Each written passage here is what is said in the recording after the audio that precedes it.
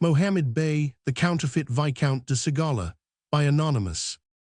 In the miscellaneous writings of John Evelyn, the diary writer, there is an account of this extraordinary impostor, whose narration of his own adventures outshines 46 that of Munchausen, and whose experiences, according to his own showing, were more remarkable than those of Gulliver. In 1668, this marvelous personage published a book entitled The History of Mohammed Bey, or John Mitchell de CIGALA, Prince of the Imperial Blood of the Ottomans.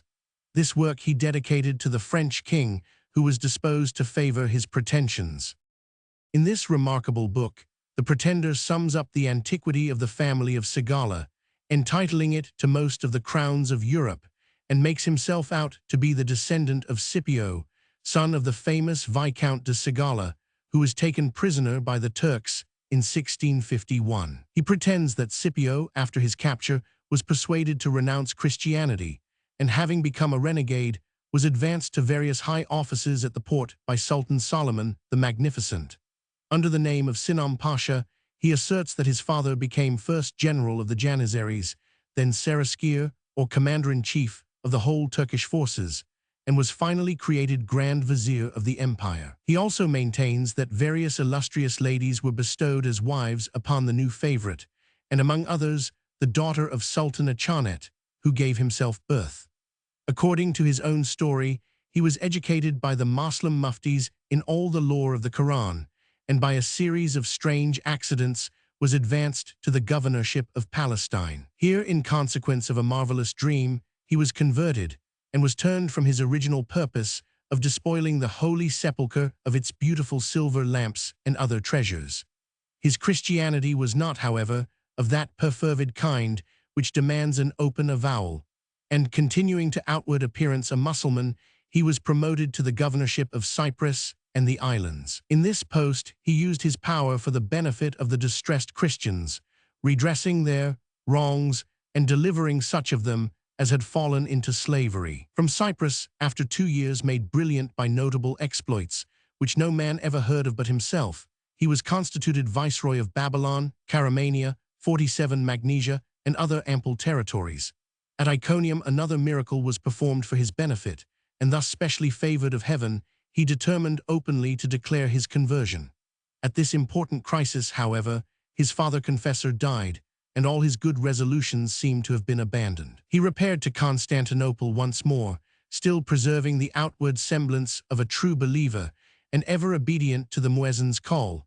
and was created Viceroy of Trebizond and Generalissimo of the Black Sea. Before setting out for his new home on the shores of the Euxine, he had dispatched a confidant named Chamansi to Trebizond in charge of all his jewels and valuables, and his intention was to seize the first opportunity of throwing off the yoke of the Grand Signia and declaring himself a Christian. But Chamansi proved faithless, and instead of repairing to the place of tryst, plotted with the governor of Moldavia to seize his master. Mohammed Bey fell into the trap which they had prepared for him, but succeeded in making his escape, although grievously wounded, after a wonderful fight in which he killed all his opponents. In his flight, he met a shepherd who exchanged clothes with him, and in disguise and barefoot, he contrived to reach the headquarters of the Cossacks, who were at the time in arms against Russia. In the Cossack camp, there were 3 soldiers whom the quondam Ottoman general had released from captivity, and they, at once penetrating the flimsy disguise of the stranger, revealed him to their own commander in his true character. At first he was well treated by the Cossack chief, who was anxious that the honor of his baptism should appertain to the Eastern Greek Church. But our prince, designing from the beginning to make his solemn profession at Rome, and to receive that sacrament from the Pope's own hands, was neglected upon making his resolve known. He therefore stole away from the Cossacks, and guided by a Jew, succeeded in reaching Poland, where the Queen, hearing the report of his approach, and knowing his high rank, received him with infinite respect, and at last persuaded him to condescend 48 to be baptized at Warsaw by the Archbishop, she herself standing sponsor at the font, and bestowing upon him the name of John.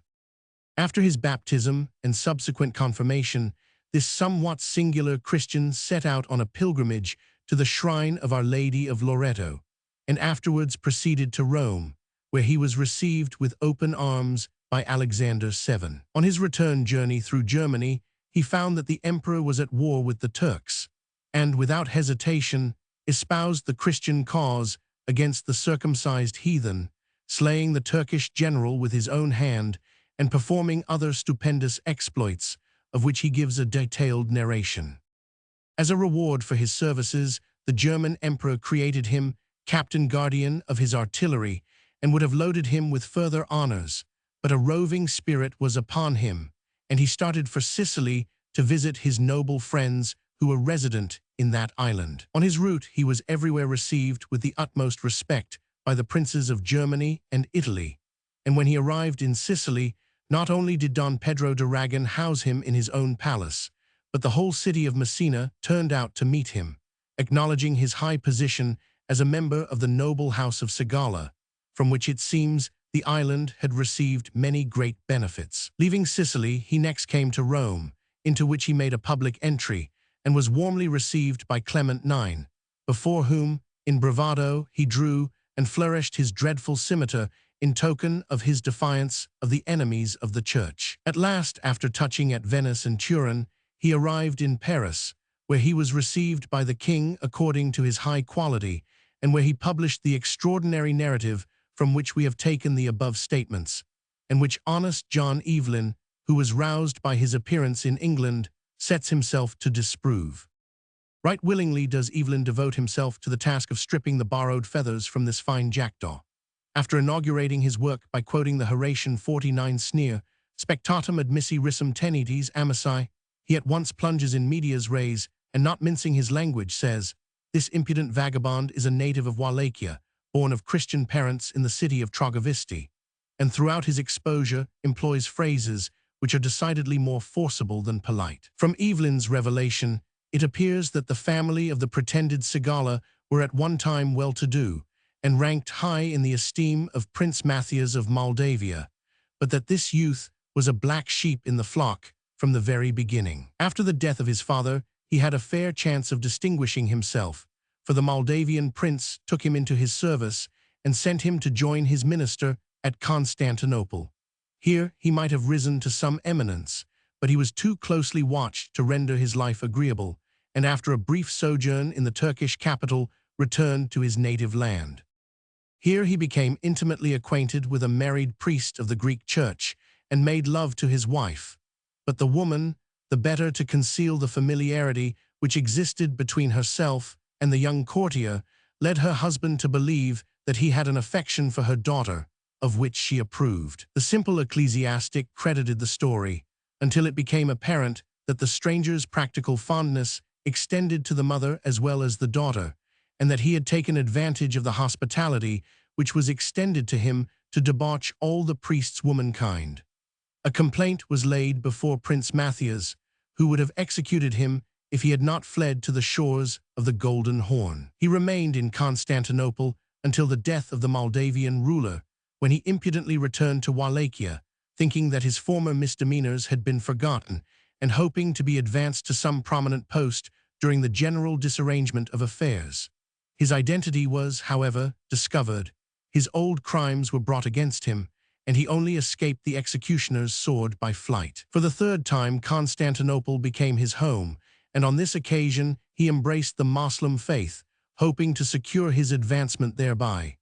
The Turks, however, 50 viewed the renegade with suspicion and treated him with neglect. Therefore, driven by starvation, he ranged from place to place about Christendom, and in countries where he was utterly unknown concocted and published the specious story of his being so nearly related to the Sultan, and succeeded in deceiving many. Of his ultimate fate, nothing is known.